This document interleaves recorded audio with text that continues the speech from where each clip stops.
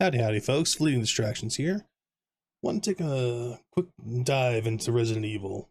A couple days ago, I did a blind react to the reveal trailer for Resident Evil 9, and there was a name in it that just kept on bugging me. Ashcroft. I know I've heard it before, and by the looks of it, looks like the main character is going to be Ashcroft, so, well, maybe not the same Ashcroft if I'm thinking who it is. Either way, I'm just going to dive into it with a video I found. Kind of shows... Hang on. Shows more of the game. I am so tongue-tied right now. We're going to dive into a little bit of a lore dive because I want to know who this Ashcroft is. Found a video online on YouTube by, who was this by? Evil Blitz. The entire story of Alyssa Ashcroft and the Resident Evil Explained. So this might be answering what I'm trying to find out. The name does sound familiar, I just need to know who it is. Alright, let's get straight to it. Resident Evil 9 has been officially revealed, and with that comes the introduction of a new character to the series, Grace Ashcroft, who just so happens to be the daughter of Alyssa Ashcroft, an investigative reporter who was involved in the iconic Raccoon City incident. It just dawned on me, this is an Outbreak character, that's why I don't remember them. I didn't get a chance to actually play the Outbreak games on the PS2, but this is why I don't remember. Other major incidents in the Resident Evil series. So to prepare you for Resident Evil 9, I will be covering Alyssa's entire story. Awesome, thank you. Starting with her deadly encounters in the Arklay Mountains, to her participation in the Raccoon City incident, all the way to her tragic death following her investigation at Wrenwood Hotel. So guys, without further ado, let's get right into it. Alyssa Ash. Now really quick, I think there is something... There was some kind of investigative report or something in Resident Evil 7. I don't know if this is the same person, but we'll see. Maybe they'll tie it in with this one. Ashcroft was born in the 1970s and spent her early life growing up in Raccoon City. As she grew older, I think someone actually did the, not math, but the geography of where Raccoon City would technically be, and I think they said it was Springfield, Missouri. Which, yeah, right in the Midwest, lovely.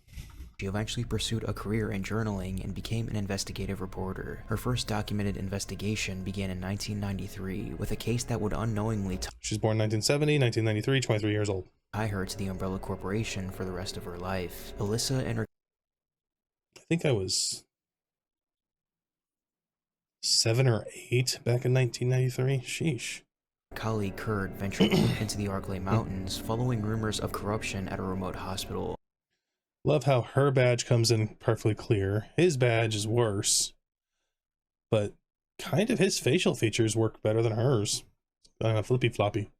It turns out that their hunch was right, as unbeknownst to them, the hospital director Albert Lester had begun accepting bribes from Umbrella researcher Greg Mueller to illegally trial his experiment. If I think Greg Mueller was the one that created the vaccine for the T-virus, I could be completely wrong. If I am, just correct me in the comments. And we'll keep going. Experimental virus on cancer patients. And during this time, Albert's wife Dorothy was terminally ill and was stationed at the Arklay Hospital. In an act of desperation, Albert agreed to the trials and put his wife on trial in hopes that she may be cured. And much to his surprise, the experiment was RE3 remake graphics. That's Nemesis. Initially a success, with both his wife and the other test patient being cured of their cancer. I think I read up on this because doesn't she become cannibalistic? However, this would come at a cost, as shortly after the procedure, the test patient would pass away, and Dorothy would mutate uncontrollably into a zombie that began to roam the halls and inflict chaos. Like I said, I never got a chance to actually play the Outbreaks, but I have watched the playthroughs and also done kind of a lore dive into them, but not much. To the entire hospital. It was I just couldn't remember her name.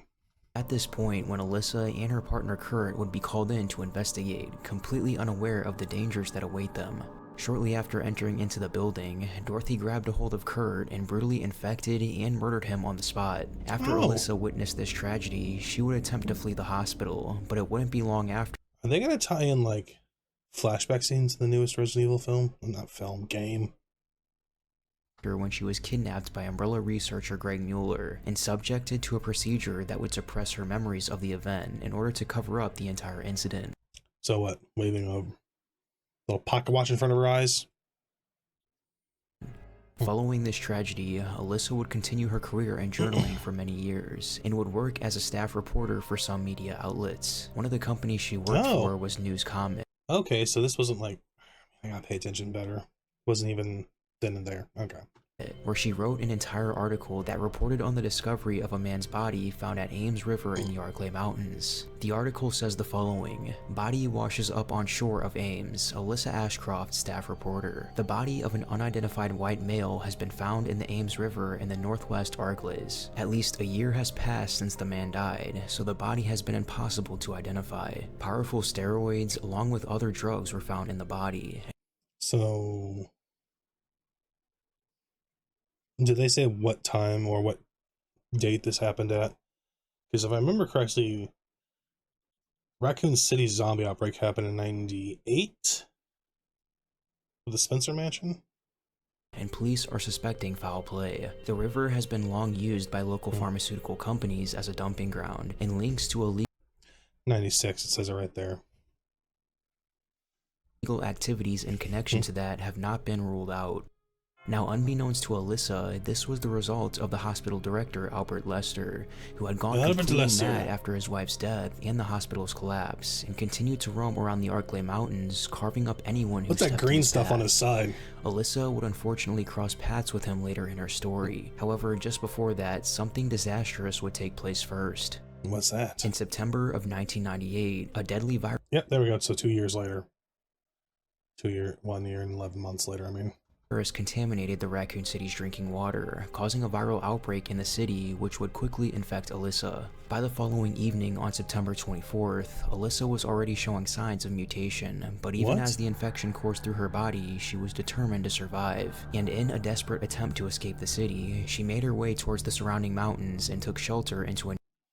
I think that was one of the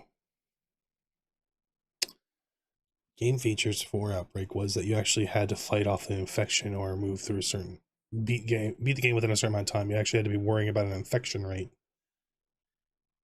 I think that's what it was. A nearby cabin. During this, she is greeted by Albert Lester. However, with her memories erased, she had completely forgotten about his ties to Umbrella. Albert claimed that he knew a way out of the city and offered to guide her through the mountains, and this ultimately took her back to the hospital as part of Albert's plans. See, over the years, a monster plant that was held in the hospital's basement, Plant 42? slowly consumed the building, and Albert came to believe that this plant was actually Dorothy's reincarnation. Because of this, he roamed the mountains for years, killing any animal and human in his path to feed the plant for nourishment. And this is why he lured Alyssa to the hospital, as he had plans to feed her to the plant. Now, during Alyssa's exploration, I'm sorry, I don't remember why I paused there. I thought I saw something shiny. She began to recall her memories of her investigation with Kurt, and even came to remember his tragic death.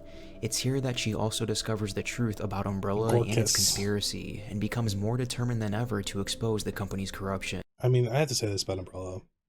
Love the logo. After fending off the insane Albert Lester and defeating the massive plant in the basement, the building begins to collapse. Oh crap, is it eating her head? But Alyssa is able to escape just in time and continue her escape of the city. And on October 1st, in the early hours of the morning, she managed to flee just before the city was nuked, though it is uncertain how exactly she escaped. With the use of a special vaccine, the infection was purged from her system before it could fully transform her, and she emerged not as a victim of the outbreak, but as a witness and a threat to the secrets Umbrella tried to bury beneath the rubble of Raccoon City. Let's see, Resident Evil 1, Resident Evil 3, Resident Evil 4, Resident Evil Outbreak, Resident Evil 7, and Resident Evil 8. If you're wondering what I'm doing, I'm naming off... Actually, no, Resident Evil 6 too. I think the only ones that weren't were 2 and 4? Sorry. Naming off how many times in those games they escaped or had a freaking helicopter to help them. I think 2 and 4 were the only ones that didn't have... No, 4 had helicopter pilot. So I think 2 is the only one. No. Crashed helicopter. Never mind. That was a weird tangent. Following the city's destruction, Alyssa continued what she did best, journaling. Channeling her trauma into truth, she published an exposé titled "What is a BOW?", blowing the lid off of this horrifying secret project.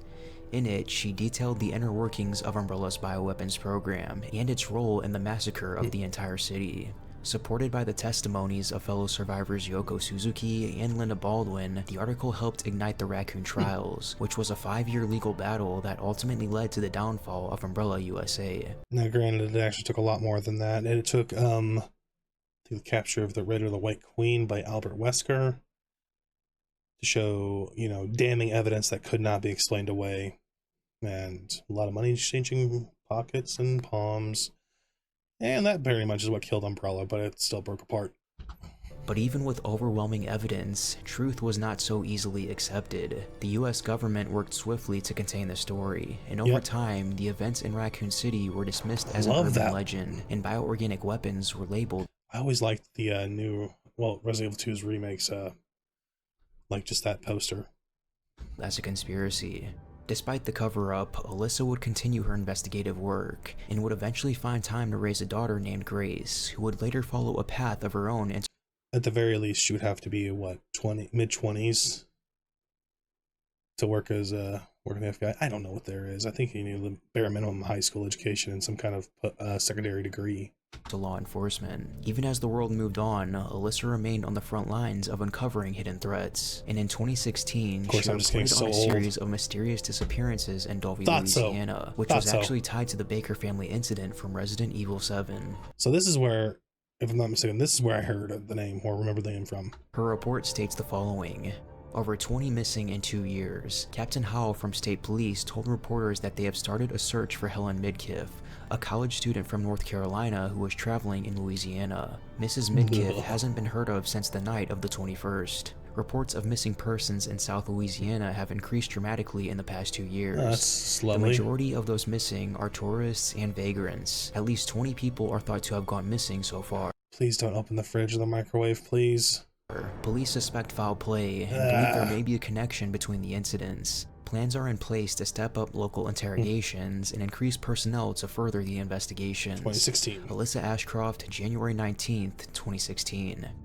Her article published in the Dulvey Daily stood as one of the only public records tied to the biological disaster that unfolded there. But like I will have to say this, Resident Evil 7, fantastic game.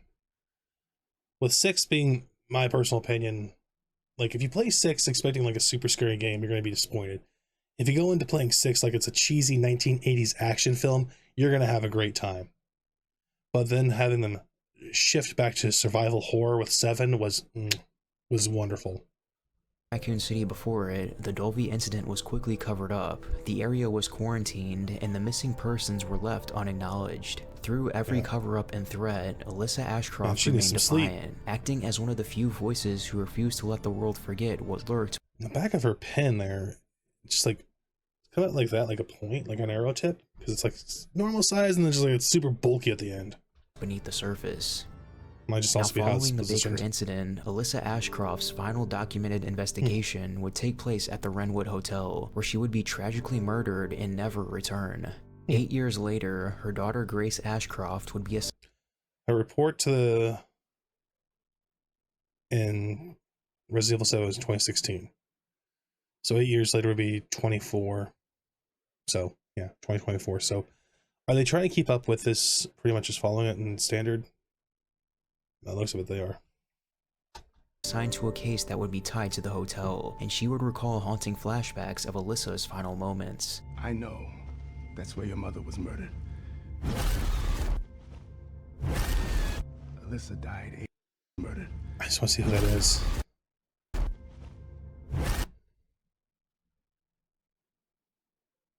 I don't recognize the chin. Are we gonna get another new character? Alyssa died 8 years ago. Too skinny to be Chris. Face the past. Grace now. That was another thing, how they redesigned Chris for Resident Evil 7 at the end of the game, and then redesigned him again for Resident Evil 8. And honestly, I don't know where I was going with that. Basically, just the shifting of the character designs and then going back to more of like what the original looked like was just interesting, because I don't know. That's why I'm trying to get to the tangent where I don't recognize who that is, but they could have just changed the character's design. seeks to uncover what her mother died trying to expose, and in Resident Evil 9 we may just find out the truth. But with that, we conclude the full story of Alyssa Ashcroft in Resident Evil, and if you want to stay up to date with all the latest news and updates with Resident Evil 9, then be sure to subscribe. Also, let me know any theories you have for RE9 in the comments below. I'd love to know what you guys think. But guys, thank you for watching, and I'll see you next time. Okay, that was Evil Blitz. And I will be subscribing to his channel, because if he's going to keep up with this, it's kind of cool. Either way, guys, like, comment, subscribe. Let me know what you think. Are you guys excited for Resident Evil 9? You guys don't care? Either way, I'll talk to you guys later. Take care and have a wonderful day. Bye.